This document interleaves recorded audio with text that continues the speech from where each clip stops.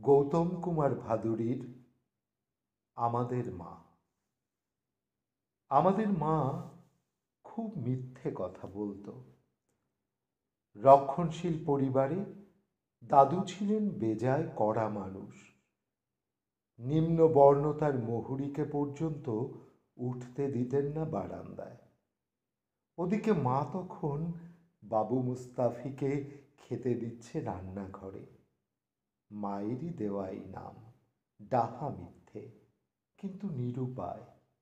মায়ের দেখা দেখি দাদুও তাকে বাবু বলে ডাকতেন।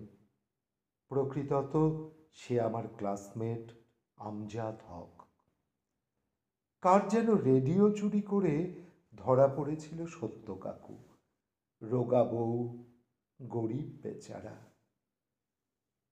আমাদের বাড়িতেও তার খোঁজে পুলিশের গাড়ি। মা তখন বলেছিল 3 মাস সত্যপাল এদিকে আসে না। অথচ আমাদেরই খাটের তলায় লুকিয়ে ছিল সে।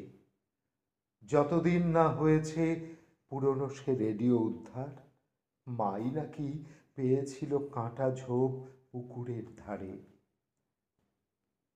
আমরাও দুর্বিষহ গরিব তখন, চালের আকাল।